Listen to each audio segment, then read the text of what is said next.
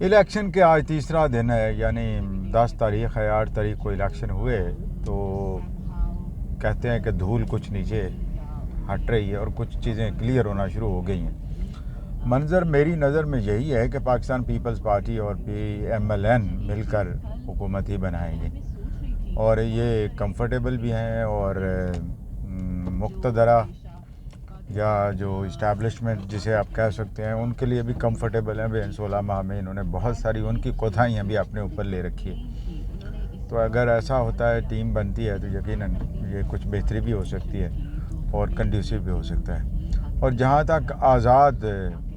ممبران کا تعلق ہے، ایک بڑی تعداد ہے یہ، اور بڑے رسپیکٹیبل ہیں وہ بھی،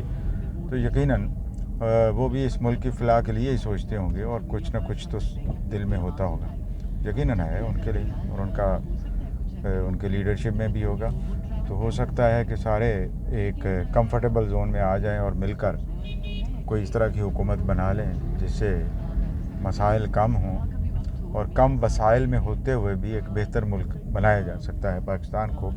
اگر سیاستدان کسی چیز پہ اتفاق کر لیں اور تہیہ کر لیں کہ اب انہوں نے یہ کرنا ہے۔ کرپشن کے الزامات وغیرہ لگانے سے کہیں زیادہ بہتر ہے کہ آپ کرپشن کے بجائے، الزامات کے بجائے کوئی ثبوت رکھیں، اور کوئی واقعی غلط ہے تو پھر اس کو خلاف کارروائی کرنے میں بالکل لہت و لال نہ لیں، اور اپنا کردار بھی بہتر کریں۔ یہ بھی ایک بدقسمتی ہے یہاں کہ ہم اپنا کردار بہتر کرتے نہیں ہیں، تو الزامات کی بھرمار لگا دیتے ہیں، جس سے معاملات اور بھی خراب ہو جاتے ہیں اور بہتری کی گنجائش بالکل ہی نہیں رہتی۔ دھاندلی ہوئی یا نہیں ہوئی، بہت سارے لوگ کہتے ہیں ہوئی، بہت سارے کہتے ہیں نہیں ہوئی۔ اگر ہوئی ہے تو بہت سارے بینیفیشری ہیں اس کے، ہو سکتے ہیں، اور وہ بینیفیشریز یقیناً نہیں چاہیں گے۔ لیکن دھاندلی کو روکنے کا ایک طریقہ یہ بھی ہے کہ آپ مناسب تعداد میں لوگ پہنچیں وہاں پہ، ووٹ کریں اور اسرٹ کریں، لہت و لال سے کام نہ لیا جائے، اور پرو ایکٹیو رہیں، اور آپ بھی رہیں، حالات پہ نظر بھی رکھیں، اور اگر ریاست کہیں خراب کر رہی ہے تو اسے کہیں بھی، بار بار کہیں، اور ریاست کے اندر رہنے والوں کے اوپر بھی یہ ذمہ داری ہے جو کرتا دھرتا ہے کہ ہر چیز کو غداری میں نہ گھسیٹیں۔ لوگ آپ کی شخصیت سے بھی تو مختلف ہو سکتے ہیں، اختلافات رکھ سکتے ہیں، تو اگر ایسا ہے تو پھر اس کو ایسا ہی لیا جائے، اور کسی کے اوپر یعنی حب الوطنی اور نہ حب الوطنی کا اس طرح کا لقب نہ لگایا جائے۔ ماشاءاللہ سارے ہی حب الوطن ہیں۔ امید ہے کہ آپ یہ سب، یا ہم جو بھی ہیں، ہم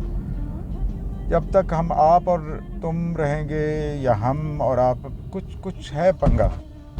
اس قوم کے اندر نا، کہ ایک دوسرے کو ہم میں نہیں گردان پا رہے ہیں۔ جس سے اختلاف ہوتا ہے وہ اس قدر شدید کر بیٹھتا ہے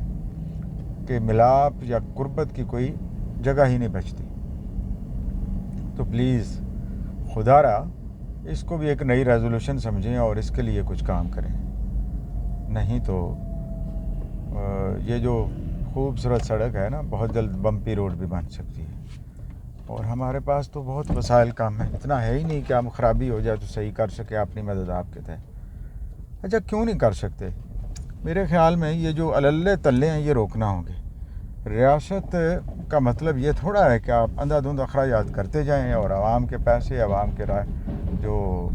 وہ چیزیں ہیں وہ ان ایسی چیزوں پہ لگا دیں جن سے کوئی مقصد ہی پورا نہ ہونا ہو،